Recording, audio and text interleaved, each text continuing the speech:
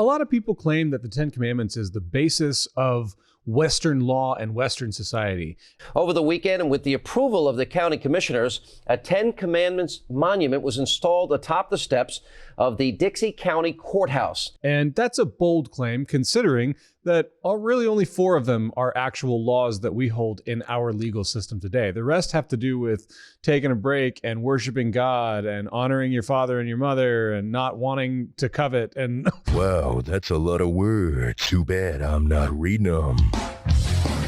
These are things that we can't codify in law. So really only 4 out of the 10 are actual laws. But that's not what I think they mean. What I think they're getting at, maybe whether they know it or not, is that the Ten Commandments was the first legal system that I can find in history that had universal standards for every single person, regardless of class, regardless of race, regardless of wealth. What did he say? Yeah. Everyone adheres to the same law and everyone pays the same penalty. And that's what we're talking about this week. Kindred UMC live show features adults discussing adult topics, occasionally with adult language. It may not be suitable for young viewers. Please use discretion before watching. Hello all, welcome once again to the Kindred UMC pre-recorded live show, coming to you not live but pre-recorded from my front room, aka Kindred Studio A. My name is Chris Hayden. I'm the pastor of Kindred UMC. My name is Ann and I'm the treasurer for Kindred UMC. So my name is Andrew and I'm the lay leader for Kindred UMC. I don't have a second fun fact because I thought of the first We'll make one. you guys switch for the next video. That makes sense. Yeah. I see guitars. One time I tried to learn guitar and I failed. My fingers did not want to do that. It was rough. It hurts at first, for sure. Yeah. So we are continuing our look at the Ten Commandments, and we have finally arrived fully into the societal, social laws. The first ones, it's funny, there's this clip from, this is back when Stephen Colbert was still doing the Colbert Report on Comedy Central. Yeah. And he interviewed a congressman who was advocating for the Ten Commandments in courthouses. We should display the Ten Commandments in the courthouses. And I kind of understand the reasoning, but then during the interview, Stephen Colbert, who is a devout Catholic, was like, what are the Ten Commandments? And the guy was like, you want me to name them? And he's like, yeah, go ahead. And he's like, and the only ones he could name were these ones, because these are the ones that everyone thinks of. Yeah. Everyone forgets the whole, I am the Lord your God who rescued you from slavery out of Egypt. You shall have no other gods before me. Totally American law. You shall make no graven images or idols. Totally American law, anyway.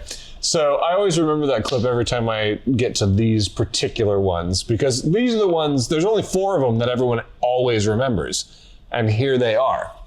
We're going to talk about all 4 of them all at once. This is how we avoid doing 10 weeks of 10 commandments.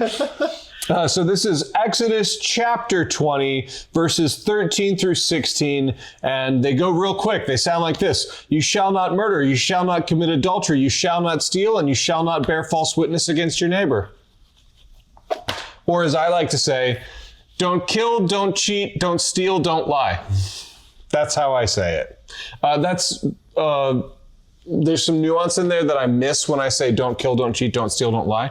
But that's the basic idea we get here. So first and foremost, just like we've done before, initial reactions, questions, comments, concerns. What's your take on it? I feel like other than the cheating one, these are sort of like the basic laws pretty much every society needs to function. If people are allowed to kill, lie, and steal with impunity, then you can't have a productive society. It's practically impossible. And then the cheating, I guess it also fits.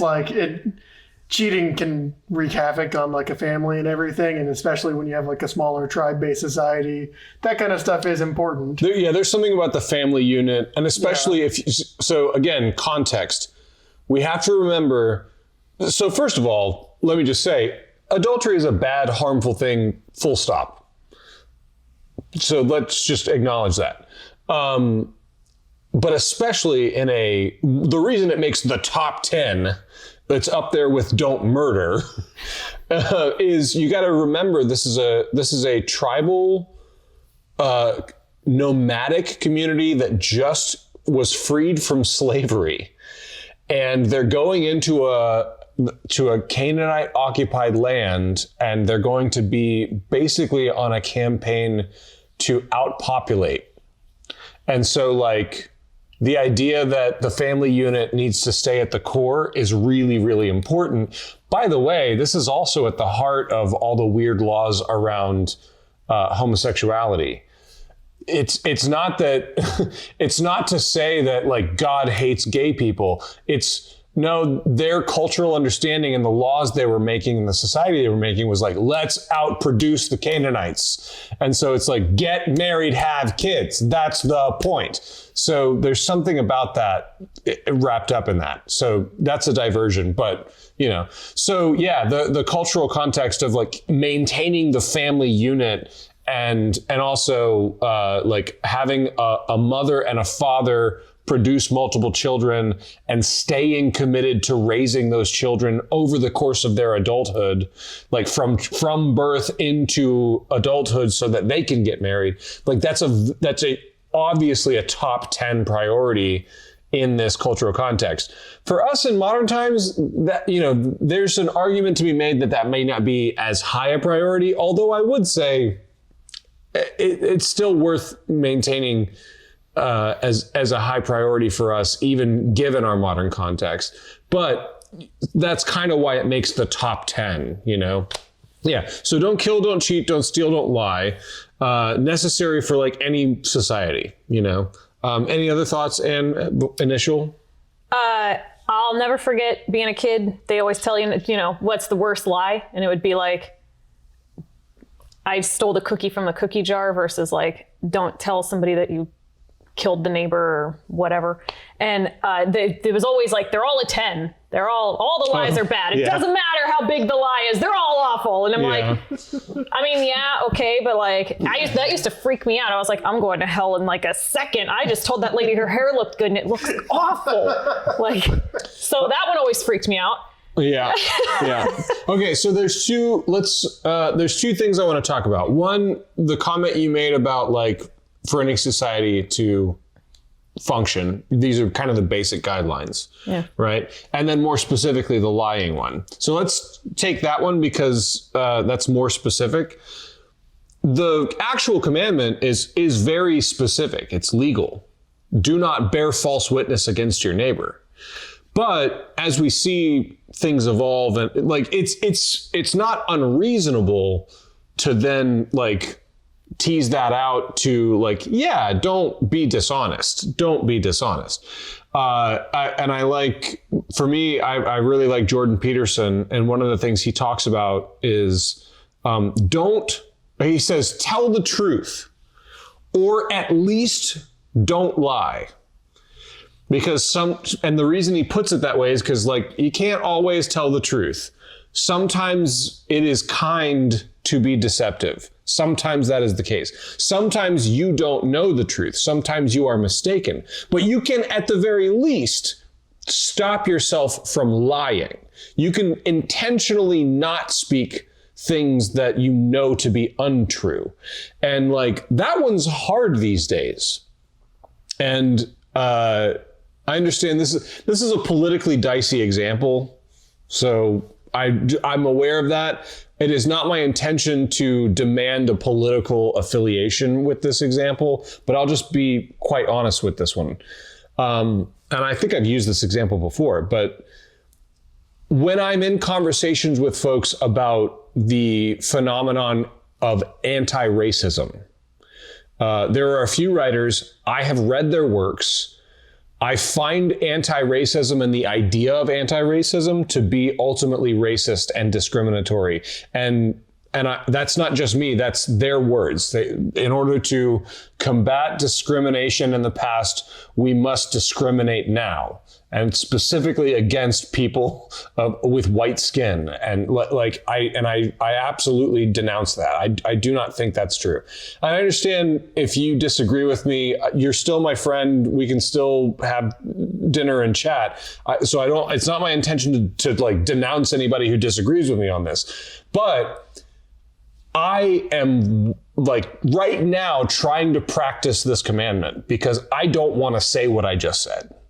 I don't want to say out loud that I think that way because I am afraid of what it will mean for people who do disagree with me and people who I think in their heart of hearts are truly trying to fight racism and fight for what is right and good. And I am afraid that they will hear what I just said and think that I am now a racist and not on the same side as them. And I have often kept my mouth shut about that when it's time. And like, there's something at the heart of that don't lie that's like, yeah, but you also have to tell the truth. You have to tell the truth and risk the consequences. Risk the consequences of speaking the truth and accept the consequences. Do it humbly. Because the consequence of this might be that someone else disagrees with me and I learn something new. But if I don't say it, and if they don't say it, and if we don't bring our truths to the table humbly, then none of us go anywhere. You know what I mean? And so there's something really deep in that. Do not bear false witness. Do not misrepresent yourself. Speak your truth. Do it humbly. I will say that. Do it humbly. Do not be arrogant and do not be demanding, which is something that I know I get wrong a lot. And I think a lot of people do. But there's something about but do speak the truth. Have the courage to speak the truth. There's something in that. To your point about these seem like the basic, well, hold on. That was a big nugget. Reactions, any thoughts, questions, anything? Because that was kind of a big nugget to offer before we move on. Before we continue, I want to remind you that we, for the foreseeable future, are collecting funds for a group called Zoe Empowers. They quite literally empower communities with skills and entrepreneurial education to make their own businesses and make an economy and a living in their own community. We've been assigned a community in Rwanda, and every dollar you give to this channel goes directly to helping those people. So please use the QR code over here or any of the links down below, or you can mail a check P.O. Box down below to Kindred UMC, and all of that will go to help the people in Rwanda that we are getting to know as we speak. So let's continue. No, I'd say I definitely agree with that. I think telling the truth is important. And like you said, I think having your truth be known is important, not only for people to know who you are and be able to interact with you appropriately, but also just for your own self-health. Like if you're constantly hiding who you are, it's miserable. Yeah, it sucks. Yeah. I think a lot of folks in our congregation have been victim of that. And I think one of the things we offer that I hear a lot of people talk about is this is truly, we want to create a space where people can do that and where people who disagree with each other can love each other and worship together and be together. And love and grace can win the day over insisting on our own way. Because that's the only way we ever change our mind or get more perspective. Yeah. I wholeheartedly agree with that. Okay, great, good. I'm glad I'm not an evil racist now. Not on this couch. Yeah, well, hold on. Hey, the jury's still out. Okay, so now, to your point, with what you were saying about these are the basic rules that any society needs. I agree with you. I'm with you on that. However, remember that the through line of the Ten Commandments is in response to caste and class systems.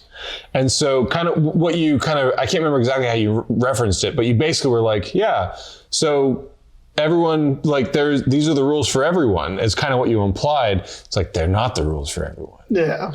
This is a rule and a law that is in response to if the higher class violently assaults a slave, there's little to no consequence. They might have to pay the slave owner, you know? But if a slave were to visit the same assault on someone of a higher class, then death immediately. No trial, no nothing, death. Like, that's it, you're done. There are different results, different consequences for same behavior depending on who you are and what class system you're in. And this is, as best I can tell, and there may be scholars out there who can disagree with me and give better examples, but in my studies, as best I can tell, this is the first documented historical codified law that applies to everyone equally. And that is a world-changing, revolutionary idea. And as misguided as congressmen who want to put the Ten Commandments in secular court systems, you know, like, as misguided as I think that is, I can understand the heart of the freedoms that many people in the West experience today are rooted in this revolutionary, world-changing idea. Everyone suffers the same consequences for the same behavior.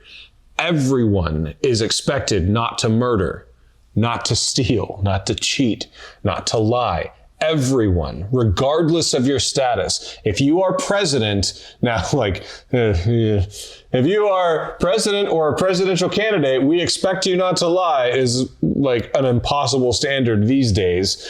But we should hold people to these standards. And just one more thing about, like, so what do you make of the you shall not commit murder?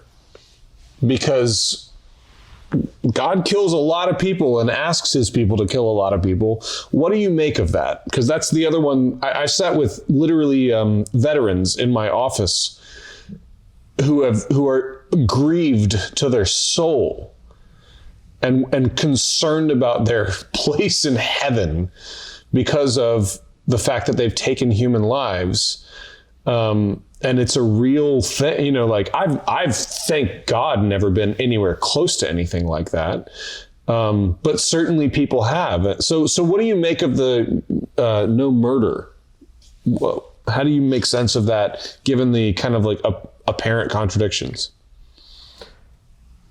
You can go ahead. Okay. I was going to say, I worked for somebody a while back and we were having like a rough day at the office, and he said, you know, I want to become president so I can pass this law where you get like 5 face slaps and like 3 near-death beatdowns and 1 kill a year.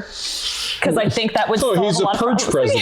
president. He's advocating for the purge. And I was like, but what if, I was like, trust me, I understand, because that lady, I could use a slap right now and I'd feel much better. Yeah. But like, what if I upset somebody and they like want to kill me now? He goes, well, then you'll stop upsetting people, won't you? And I was like, oh crap. But like, that didn't work. But we had a society like that, actually. And it didn't work, right? But that's the thing. It was a little bit hell on earth, actually, for a long time. I think a little bit the opposite of what he said kind of is what it is, right? We don't want to just be able to be like, you pissed me off today. We're just gonna, bye. Yeah. It reminds me also a little, this might go a little too far, but like Holocaustal, right? Like, oh, we don't like you guys, so we're just gonna like wake up and take you out and then do it all over again tomorrow because. Well, I'm stronger than you. So what are you gonna do? Like, so you don't, if you ever say anything I don't like, I'm stronger than you. And so there you go.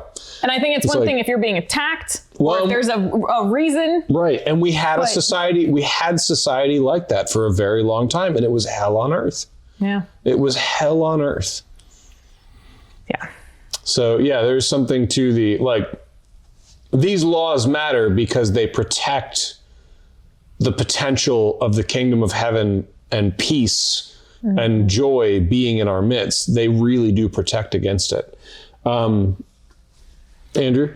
Yeah, for me, obviously I don't know the original Hebrew, but I feel like the word choice for the translation being murder specifically feels intentional because, legally murder is separate from killing. Murder is, an intentional act that you're killing somebody essentially without reason or without valid reason, which is different from killing somebody in self-defense or, killing somebody as part of combat, which is essentially, it's not necessarily self-defense because you may be on the offensive, but like there's an established, essentially set of rules to doing that. So like there are times where killing is accepted, times where killing is necessary, and then there's murder, where it's unnecessary killing that you're not supposed to do. And that's what this is saying, where it's like, there are times where you need to do it, but if you don't need to do it, don't. Yeah, go ahead. I was going to say I would add accidental too.